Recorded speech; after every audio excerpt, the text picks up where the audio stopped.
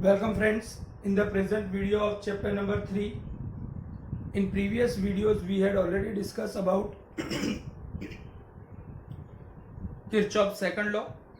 Today we are discussing series connection, parallel connection of resistors with the help of Kirchhoff's second law and first law. Here first of all I would like to discuss about series connection and then parallel connection.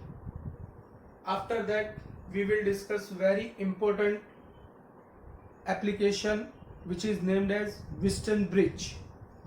Friends, first of all, if you want to discuss about series connection of resistors,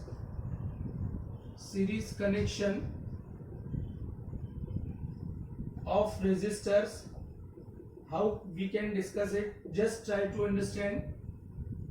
Fundamentally we can say that if three resistors are connected as shown in the diagram, this is first resistor, second resistor and third resistor having resistive values of R1, R2 and R3 are connected with battery of V volt or EMF E volt like this way, then this is positive, this is negative. Friends, if you want to apply Kirchhoff first law and second law, then how it can be applicable in the given circuit, just try to understand. सबसे पहले तो सबसे ज्यादा voltage वाली, अगर multiple batteries है तो सबसे ज्यादा वोल्टेज वाली बैटरी के अकॉर्डिंगली यहाँ पर I जितना करंट पॉजिटिव में से निकलेगा. हम फिजिक्स के अंदर ऑलवेज कन्वेंशनल करंट ही डिस्कस करते हैं. R1 में I जितना करंट एंटर होगा उतना ही बाहर निकलेगा. सारे ब्रांचेस में से पास होने वाला इलेक्ट्रिक करंट सेम है. आप देख सकते हो कि सीरीज कनेक्शन में हर एक रेजिस्टर में से पास होने वाला इलेक्ट्रिक करंट सेम होता है. इसका मतलब ये हुआ कि यहाँ पर मैं सीरीज कनेक्शन की डेफिनेशन लिख सकता हूं कि as shown in diagram,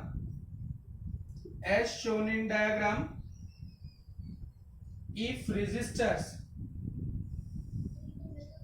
resistors are connected in such a way that electric current pass through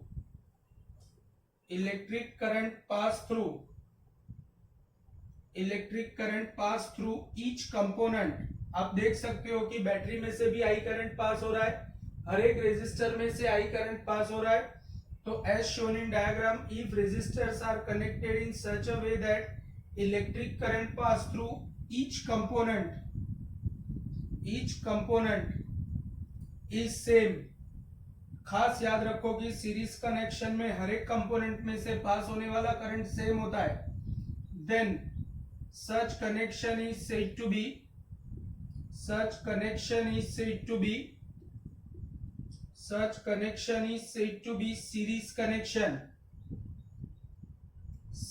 connection. अगर ये सीरीज कनेक्शन में मैं हर एक पॉइंट को नाम दे देता हूं, ये A पॉइंट है, ये B पॉइंट, ये C पॉइंट और ये D पॉइंट, तो यहाँ पर ये सर्किट को एनालाइज करने के लिए सबसे पहले किरचॉफ फर्स्ट लॉ का यूज करके हमने करंट डिस्ट्रीब्यूशन कर दिया, और अब दूसरा लॉ यूज करके किरचॉफ सेकंड रूल यूज करके हम यहाँ पर उसके लिए नेसेसरी इक्वेशन बनाएंगे. तो we apply Kirchhoff second law for A, B, C, D, A loop in clockwise direction. अगर हम क्लॉकवाइज डायरेक्शन में अप्लाई करना स्टार्ट करते हैं, चलो A पॉइंट से B पॉइंट तक जाते हैं तो वहां पर कोई भी इलेक्ट्रिकल कंपोनेंट नहीं है. B से C जाएंगे तो R1 को क्रॉस करते वक्त we are moving with the current, तो minus IR1 minus IR2 minus IR3. R1 को क्रॉस करते वक्त minus IR1 minus IR2 minus IR3 और बैटरी के नेगेटिव में एंटर हो रहे हैं इसलिए माइनस E. जब रेजिस्टेंस को क्रॉस करते हैं तब हमको ये चेक करना होता है कि we are moving with the current या अपोजिंग द करंट. और जब बैटरी को क्रॉस करते हैं तो हमको ये देखना होता है कि हम पॉजिटिव में एंटर होते हैं कि नेगेटिव में। ये बातें मैंने प्रीवियस वीडियो में अपलोड की हुई है। अगर आपको अभी समझ में नहीं आ रहा है तो आप प्रीवियस वीडियो को देख करके इसको समझ सकते हो। नेगेटिव यहाँ पर कैंसिल हो जाएगा तो I common, inside the bracket R1 plus R2 plus R3 equal to E। तो E upon I equal to R1 plus R2 plus R3, which is I would like to mention as equation number 1. Friends, यहां पर मैं ये तीनों resistor का equivalent resistor select करता हूं।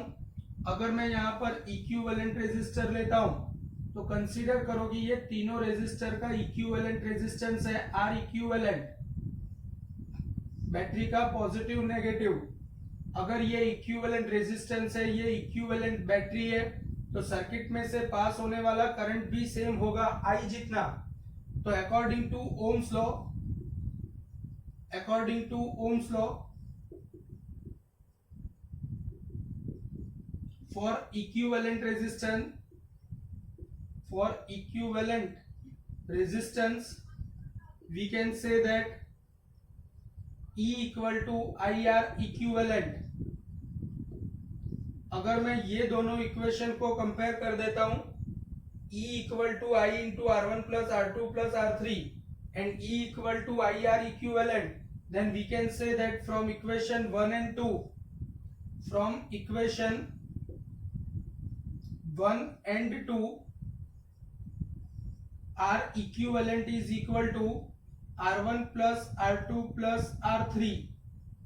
In short, अगर मैं यहाँ पर n रेजिस्टर्स को सीरीज में कनेक्ट करता हूँ having different values of R1, R2, R3 up to Rn, then their equivalent resistance should be R equivalent is equal to R1 plus R2 plus R3 up to Rn. In short, in words, if I want to define, then we can say that equivalent resistance in case of series connection is sum of independent value of each resistor.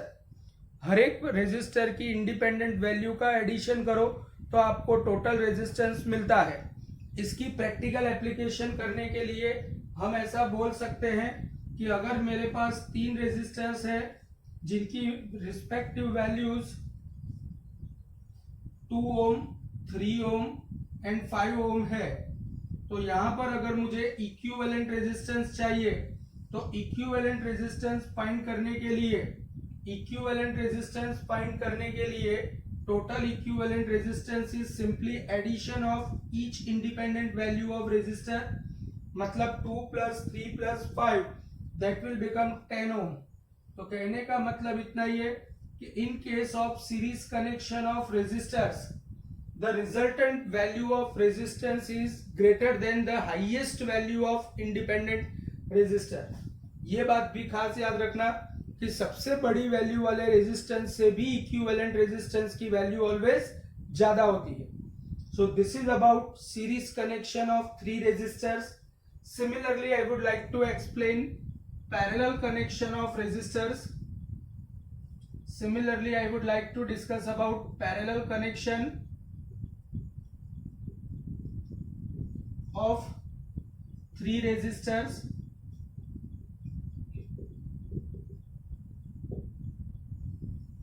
Consider करो कि यहां पर एक resistor है जिसकी resistive value R1 ओम है, दूसरा एक रेजिस्टर है जिसकी रेजिस्टिव वैल्यू R2 ओम है, और तीसरा एक रेजिस्टर है जिसकी रेजिस्टिव वैल्यू R3 ओम है, R2, R3। और इसको मैंने बैटरी के साथ एज शोन इन डायग्राम यहां पर कनेक्ट किया है। ये पॉजिटिव है, ये नेगेटिव है। अगर इस तरीके से आप यहां पर कनेक्शन करोगे, यहां पर बैटरी में से सबसे पहले हमको किरचॉफ फर्स्ट लॉ यूज करना होता है, और बैटरी के पॉजिटिव में से I जितना करंट निकला, I जितना करंट जब ये पॉइंट पर आएगा तो उसके सामने ये जंक्शन पर अब आगे 3 रास्ते हैं, इसलिए जब रास्ते बनते हैं तो जंक्शन आता है तो करंट का डिस्ट्रीब्यूशन होता है। यहां पर मैंने तीनों ब्रांच में करंट को डिस्ट्रीब्यूट कर दिया। R1 वाली ब्रांच में जाने वाला करंट I1 है, R2 वाली ब्रांच में जाने वाला करंट I2 एंड R3 वाली ब्रांच में जाने वाला करंट I3 है। ये E जितने EMF वाली बैटरी है। तो यहां पर मैं डिस्कशन करने जा रहा हूं अब किरचॉफ सेकंड लॉ का। किरचॉफ सेकंड लॉ में सबसे पहले तो आउटर लूप में अप्लाई करता हूं। ये लूप में आप देख सकते हो कि अगर मैं इसको एनालाइज करने के लिए क्लॉकवाइज डायरेक्शन में मोशन कर रहा हूं तो in each and every case we are moving with the current. तो सबसे पहले मैं डिस्कस करता हूं ब्रांच 1 के लिए। ये ब्रांच 1 है, ये ब्रांच 2 है, ये ब्रांच 3 है। तो ब्रांच 1 के लिए डिस्कशन करेंगे। तो ब्रांच 1 के लिए अगर मैं ये डायरेक्शन में जाऊंगा तो we are moving with the current. With the current मतलब minus I1R1 is equal to we are entering into negative of the battery, so minus E। तो ultimately I1 is equal to E upon R1 मतलब R1 के across potential difference E जितना मिल रहा है। जब मैं second branch के लिए डिस्कशन करूंगा तो ब्रांच 2 के लिए स्टिल वी आर, अगर मैं क्लॉकवाइज में मोशन करूंगा तो we are moving with the current. तो minus I2R2 equal to minus E, तो I2 equal to E upon R2। Branch 3 के लिए minus I3R3 equal to minus E, so I3 is also equal to E upon R3। तो आप देख सकते हो कि हर एक कंपोनेंट के लिए यहाँ पर पोटेंशियल डिफरेंस सेम है। सीरीज कनेक्शन में हर एक कंपोनेंट के लिए इलेक्ट्रिक करंट सेम होता है। पैरेलल कनेक्शन में हर एक कंपोनेंट के लिए इलेक्ट्रिक पोटेंशियल डिफरेंस सेम होता है। तो यहाँ पर आप डेफिनेशन में ऐसा लिख सकते हो कि as shown in diagram, if three resistors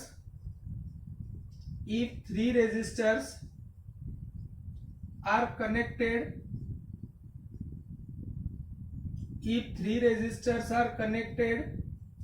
in such a way that electric potential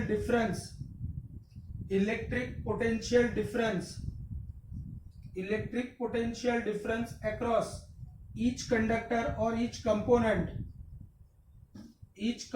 is same, then such connection is said to be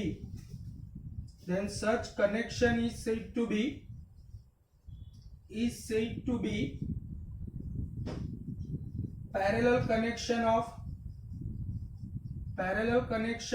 resistors।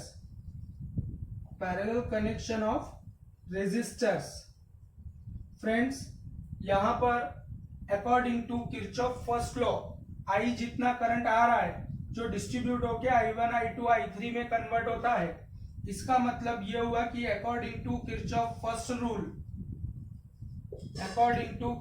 First law we can say that I equal to I1 plus I2 plus I3. If I equal to I1 plus I2 plus I3 is there, then I1 equal to E upon R1 plus E upon R2 plus E upon R3। अगर मैं यहाँ पर E को common ले लेता हूँ तो I upon E equal to 1 upon R1 plus 1 upon R2 plus 1 upon R3। This is I would like to mention as equation number 1। Friends, यहाँ पर आप जैसे पहले मैंने यहाँ पर इसको इक्विवेलेंट रेजिस्टेंस के साथ कंपेयर किया, इसी तरीके से यहाँ पर इक्विवेलेंट रेजिस्टेंस के साथ कंपेयर करता हूं। तो फॉर इक्विवेलेंट रेजिस्टेंस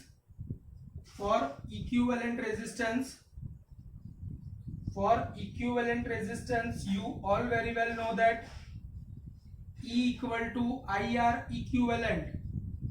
तो अगर मैं यहाँ पर 1 upon R equivalent कंसीडर करता हूँ, 1 upon R equivalent, तो that should be equal to I upon E, और इसको मैं इक्वेशन नंबर 2 नाम दे देता हूँ।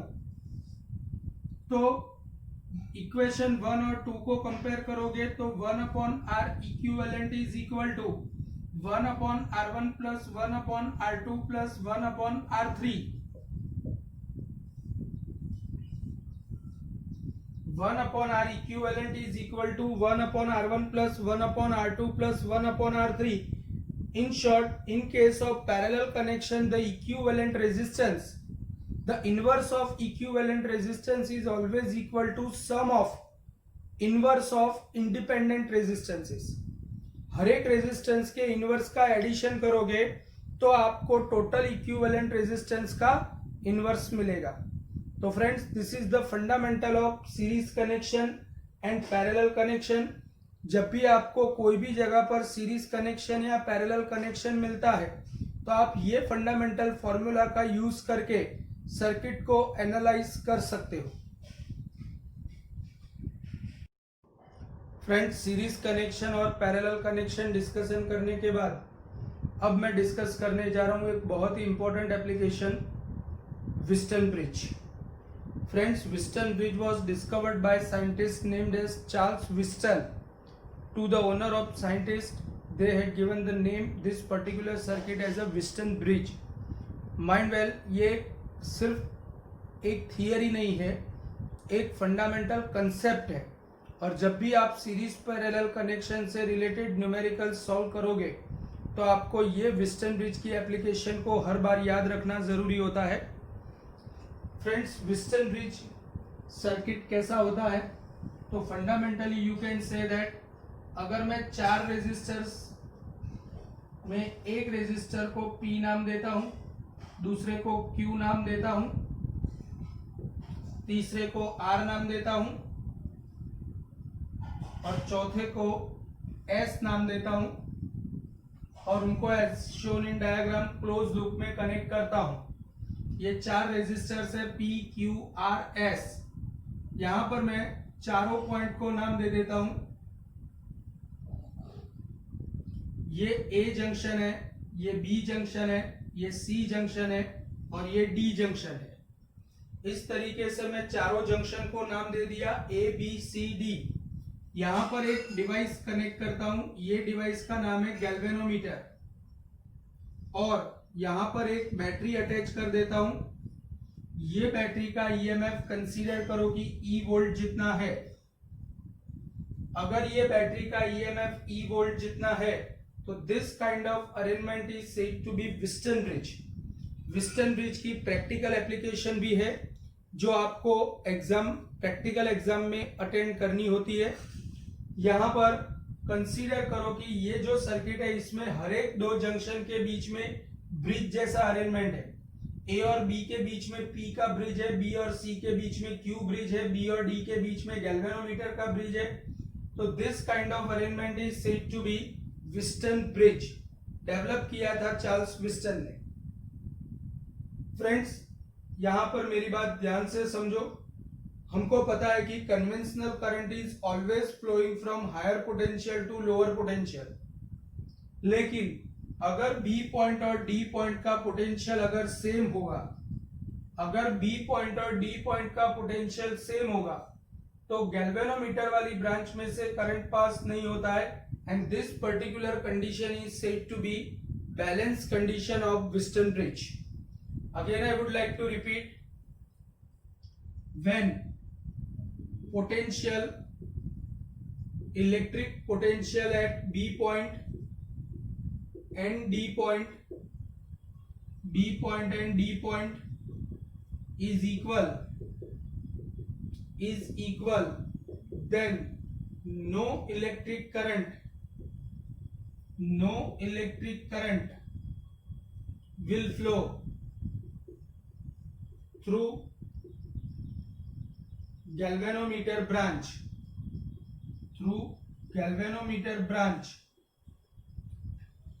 Hence, galvanometer shows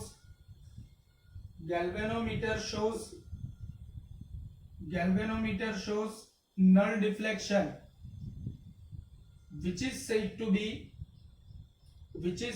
be balanced condition of Wheatstone bridge.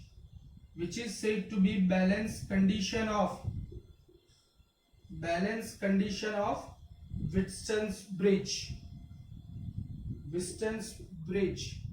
Friends, अगर व्हिस्टन ब्रिज की बैलेंस कंडीशन में डिस्कशन करना है तो याद रखो कि उसकी गैल्वेनोमीटर वाली इंटरमीडिएट ब्रांच में से करंट पास नहीं होता है. तो अब हम उसकी सिर्फ और सिर्फ बैलेंस कंडीशन में ही डिस्कशन करने वाले हैं।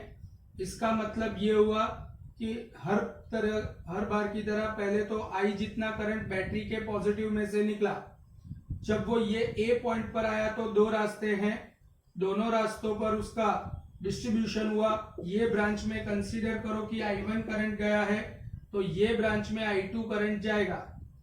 I1 करंट जब यहां पर आया, लेकिन हम बैलेंस कंडीशन में डिस्कशन कर रहे हैं, बैलेंस कंडीशन में डिस्कशन कर रहे हैं, इसलिए गैल्वेनोमीटर वाली ब्रांच में से करंट पास नहीं होगा। सारा का सारा करंट I1 ये B2C वाली ब्रांच में चला गया, और इसी तरीके से सारा का सारा करंट I2 ये ब्रांच में चला गया। I1 और I2 फिर से मिलके I जितना करंट बनाएंगे।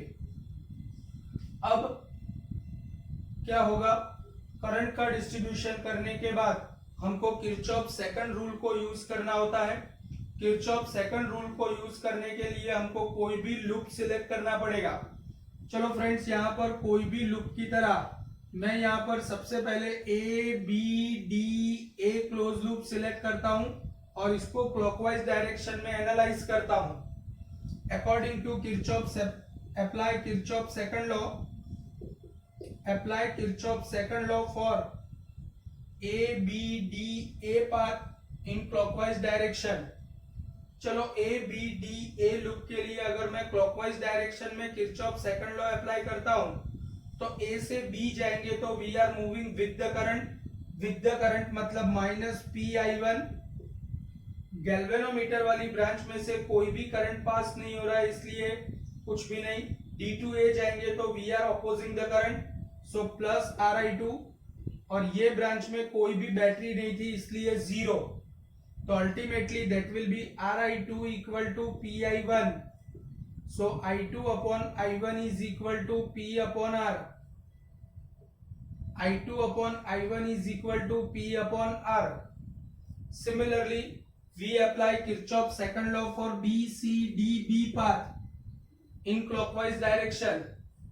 Apply Kirchhoff's second law. Apply Kirchhoff's second law for a B, C, D, B path in clockwise direction. तो B, C, D, B path के लिए अगर हम क्लॉकवाइज डायरेक्शन में जाएंगे तो B से C जाएंगे तो we are moving with the current, so minus QI1। C से D जाएंगे तो we are opposing the current, so plus SI2। No battery is over there, so 0, तो ultimately it will become SI2 equal to QI1। तो I2 upon I1 is equal to I2 upon I1 is equal to I2 upon I1 is equal to Q upon S. This is I2 upon I1 equal to Q upon S. अगर मैं ये I2 upon I1 और ये I2 upon I1 को compare कर दूं, तो we can say that P upon R equal to Q upon S. So fundamentally it will become P upon Q equal to R upon S. P upon Q equal to R upon S, and this is fundamental equation of balance condition of Wheatstone bridge. जब भी कोई Wheatstone bridge balance condition में होता है तब उसकी respective sides के ratio always constant रहते हैं, इक्वल होते हैं। P upon Q equal to R upon S, या तो आप P upon R equal to Q अपॉन S भी बोल सकते हो। This way you can analyze any Wheatstone bridge circuit. Friends, यहाँ पर आप Wheatstone bridge की ये सर्किट का यूज करके अल्टीमेटली आप यहाँ पर one kind of unknown resistance अगर आपको कोई दिया है तो वो भी फाइंड कर सकते हो। सीरीज कनेक्शन, पैरेलल कनेक्शन भी चेक कर सकते हो। कैसे होता है वो हम नेक्स्ट वीडियो में दिखेंगे। Thank you very much.